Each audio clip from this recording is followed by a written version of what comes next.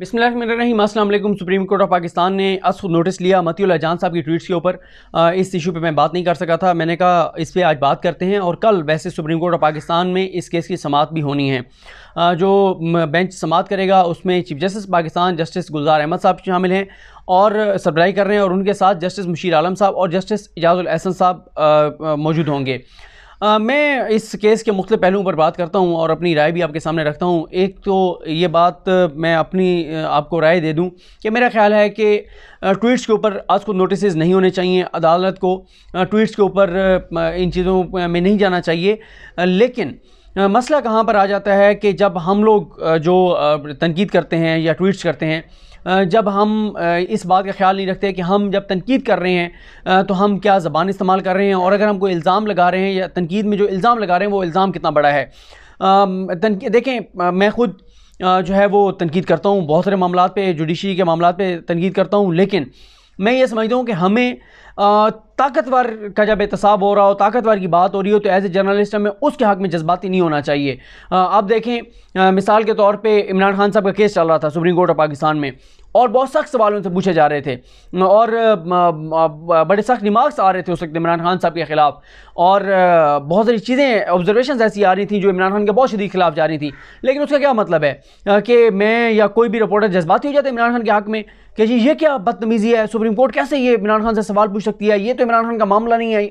भाई, इमरान खान का केस चल रहा है, इमरान खान को जवाब देना चाहिए।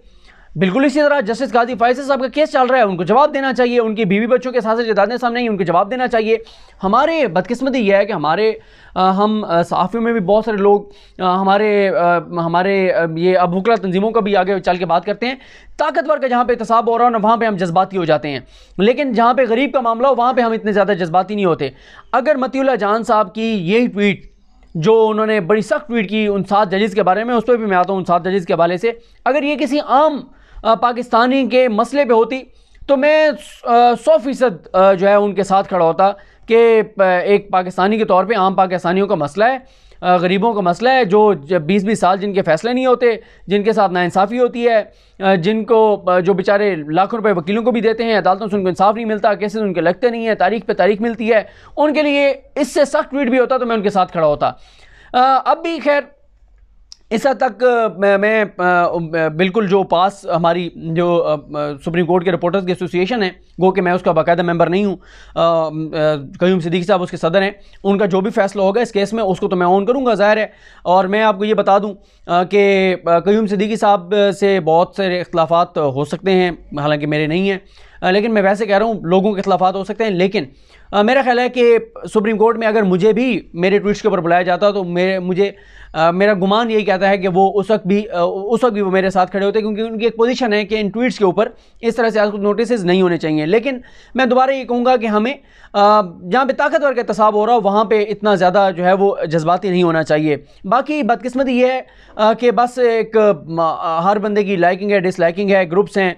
अगर यही मिसाल के तौर पे मेरे ख़िलाफ़ ये सोमोटो हुआ होता तो बहुत सारे लोग अब जो मतीउल्लाह जान साहब के हक़ में बहुत जज्बाती नज़र आते हैं सोशल मीडिया पे, वो इतने ही ज़्यादा खुश नज़र आते, जश्न मना रहे होते, बिल्कुल ठीक हुआ है, ये हुआ है, वो हुआ है। और जो लोग मतीउल्लाह जान साहब पे तनकीद कर रहे हैं वो मेरे साथ खड़े होते, वो मेरे साथ खड़े होते कि कहते कि जी सदीक जान के साथ जाती हो रही है, ये है। लेकिन मैं ये ज़रूर कहूँगा अपने सुनने वालों से, हमें ना वुसअत पैदा करनी चाहिए अपने रवैयों के अंदर। आप तनकीद करें, लेकिन हम लोग समझते हैं कि जिसका नज़रिया हमारी ओपिनियन से मुताबिकत नहीं रखता, जो हमारी तरह नहीं सोचता, उससे उसका सांस रोक लेना चाहिए, उससे जीने का हक़ छीन लेना चाहिए। हम उसके ऊपर इस तरह जैसे हम मसालिक में देखते हैं कि अदम बर्दाश्त है बहुत ज़्यादा, इसी तरह हम सियासी तौर पे भी और हम इस तरह के अपने एनालिसिस में भी हम बहुत मुतशद्दिद हो चुके हैं। हम ये कहते हैं कि बस जिसका मौक़िफ़ हमारे मौक़िफ़ से नहीं मिलता, जिसका मौक़िफ़ कुछ और है, बस उसको तो जीने का हक़ भी नहीं होना चाहिए। ऐसा नहीं होना चाहिए। अब हमें बहुत सारे लोग हमें कहते हैं कि जी बिल्कुल आपसे ज़्यादा हक़ और सच की बात कोई नहीं करता। दूसरी साइड कहती है कि आप फ़ौज की ज़बान बोलते हैं, आप पीटीआई के पेरोल पे हैं, आपको पैसा तहरीक इंसाफ दे रही है। और मैं आपको यहाँ पे ये चीज़ भी बता दूँ कि मैं ये कह रहा हूँ कि मतीउल्लाह जान साहब को इतनी सख्त ट्वीट नहीं करना चाहिए था। और उन 7 जजेस में से ख़ासतौर पे कुछ जजेस तो ऐसे हैं जिनके बारे में मैं समझता हूँ कि उनके साथ बड़ी ज़्यादती है, उनके ऊपर ये इल्ज़ाम लगाना कि वो मैनेज हो गए हैं या वो डर गए हैं, उनके ऊपर ये इल्ज़ाम नहीं लगाया जा सकता। जिनमें उमर रज़ा बंदियाल साहब ज़ाहिर है जो बेंच के सरबराह हैं, सबसे ज़्यादा मैं उनकी बात करूँगा। लेकिन मैं ये आपको बता दूँ कि मतीउल्लाह जान साहब के आपको उनके ओपिनियन से इख्तलाफ हो सकता है, आपको उनके नज़रिए से इख्तलाफ हो सकता है, लेकिन मैं इस बात की गवाही दे सकता हूं कि वो किसी भी पॉलिटिकल पार्टी के पेरोल पे नहीं है। वो ना नून लीग के पेरोल पे हैं, ना वो पीपल्स पार्टी के पेरोल पे हैं। मैं आपको कह रहा हूं ना कि जैसे हमारे जो मुखालफिन हैं वो कहते हैं ये तहरीक इंसाफ के पेरोल पे हैं, इनको पैसे मिलते हैं। इसी तरह जो उनके नाकदीन हैं वो कहते हैं कि वो नून लीग से पैसे ले रहे हैं। उनका एक मौक़िफ़ है। उन्होंने AQS लाइव में एक प्रोग्राम किया मतीउल्लाह जान साहब ने, जब ये आज को नोटिस हुआ था कोरोना के ऊपर, चीफ जस्टिस पाकिस्तान गुलजार अहमद साहब ने आज को नोटिस लिया। उस पे उन्होंने इतने सख्त अल्फाज में तनकीद की, इतने सख्त अल्फाज में तनकीद की, मुझे लगा कि इसके ऊपर सोमोटो, मुझे उस वक्त लगा था कि सोमोटो हो सकता है। कि उन्होंने कहा कि मतीउल्लाह जान साहब ने, उन्होंने कहा इमरान खान से लाख के खिलाफ हो सकते हैं, लेकिन इस वक्त वो पाकिस्तान का वज़ीर आज़म है, एग्जेक्टिव अथॉरिटी उसके पास है, एग्जेक्टिव के मामलात में जुडिशरी को इंटरफेयर नहीं करना चाहिए। ये उनका एक मौक़िफ़ है। अब बहुत सारे लोग खुश थे कि अच्छा है हुकूमत की धुलाई हो रही है, सुप्रीम कोर्ट में बड़े सख्त रिमार्क्स आ रहे हैं हुकूमत के खिलाफ, लेकिन उनका एक मौक़िफ़ था, उन्होंने कहा जी एग्जेक्टिव के मामलात में सुप्रीम कोर्ट को जो है वो मुदाखलत नहीं करनी चाहिए।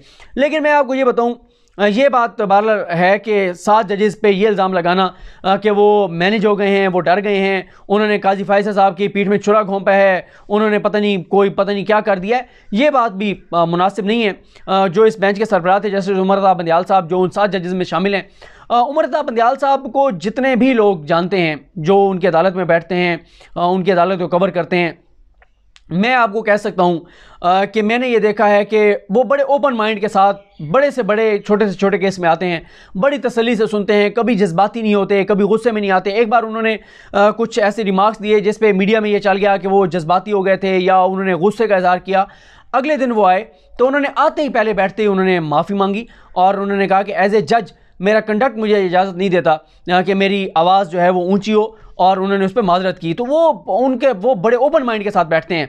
अब देखें ना, इस केस में जो रिपोर्टिंग होती रही, हमने तो मेरा मौक़िफ़ यह है कि काजी फायसा साहब को जवाब देना चाहिए, असास जदादे सामने ही जवाब देना चाहिए, लेकिन जो जजेस बज़ाहिर उनके हक़ में सवालात उठा रहे थे, रिमार्क्स दे रहे थे, उनके ऊपर मैंने कोई इल्ज़ाम नहीं लगाया कि ये जज इसलिए कर रहा है, ये जज इसलिए कर रहा है, ये जज बिक गया है। हमें नहीं करना चाहिए, जजेस के ऊपर इस तरह से इल्ज़ामात नहीं लगाने चाहिए। अब कुछ जजेस ऐसे भी थे जब काजी फायसा साहब के वकील दलाइल दे रहे थे तो उस वक्त भी उनके रिमार्क्स काजी फायसा साहब के मौक़िफ़ के हक़ में आ रहे थे। जब हुकूमती वकील फ़रोग नसीम साहब दलाइल दे रहे थे तो उन्होंने, उन जजेस ने बहुत टफ टाइम दिया फ़रोग नसीम साहब को, और उस वक्त भी उनके रिमार्क्स काजी फायसा साहब के हक़ में आ रहे थे। जबकि वहीं पर उमर रज़ा बंदियाल साहब और मुनीब अख्तर साहब, सबसे ज़्यादा मेरे ख्याल इस बेंच में जिन 4 जजेस के रिमार्क्स बहुत ज़्यादा आए, जिन्होंने बहुत ज़्यादा सवालात किए, बहुत ज़्यादा रिमार्क्स दिए, वो 4 जजेस थे। उसमें मकबूल बाकिर साहब थे जिन्होंने कल साद रफ़ीक साहब के केस का फ़ैसला लिखा है, मंसूर अली शाह साहब थे, उमर रज़ा बंदियाल साहब थे, मुनीब अख्तर साहब थे।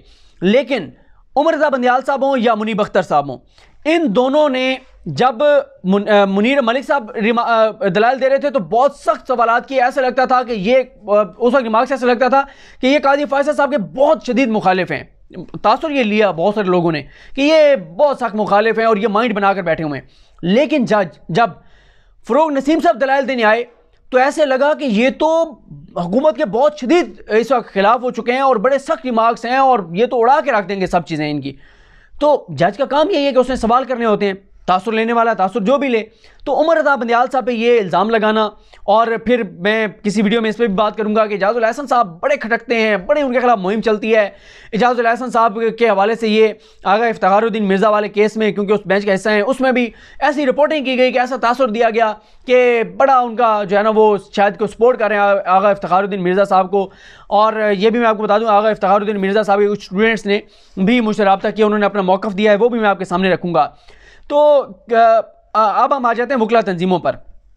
वकला तंजीमें जब नवाज शरीफ के दौर में, नवाज शरीफ का केस चल रहा था, पनामा केस, और उसके बाद शातिक नवाज़ी वज़ीर आज़म थे, उस वक्त नून लीग की जानिब से हमले हो रहे थे सुप्रीम कोर्ट पे, इल्ज़ामात लगाए जा रहे थे, लोगों को उकसाया जा रहा था सुप्रीम कोर्ट के खिलाफ, लोगों को कहा जा रहा था वो तलाल चौधरी साहब का बयान कि ये काबा में भी बुत थे, उनको गिराया गया था, मियाँ साहब इंसाफ के इस अदालत में बुत बैठे हुए हैं पता नहीं किसके, और इनको गिराएं और उठाएं और निकालें और ये करें, इस तरह की बातें।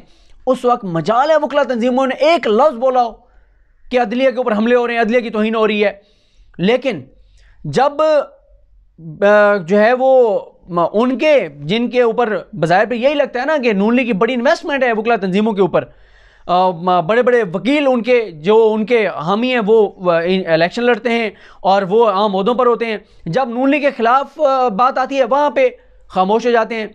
नून लीग के हक़ में बात हो तो उसके ऊपर अभी देखें मुश्किल रहमान के केस में तमाम बड़े वकला रहनुमा पहुँचे हुए थे, शहबाज शरीफ के केस में कैसे चीज़ें मैनेज की गई वो रिपोर्टर वहाँ के बता चुके हैं, लाहौर हाई कोर्ट को जो कवर करते हैं, और बहुत सारे केसेस जो नून लीग और अपोजिशन के हक़ में जाते हैं उसमें कैसे वो वकला तंजीमें और सारे पेश होते हैं, लेकिन जहाँ पे उनके खिलाफ को बात हो वहाँ पे वो चुप हो जाते हैं।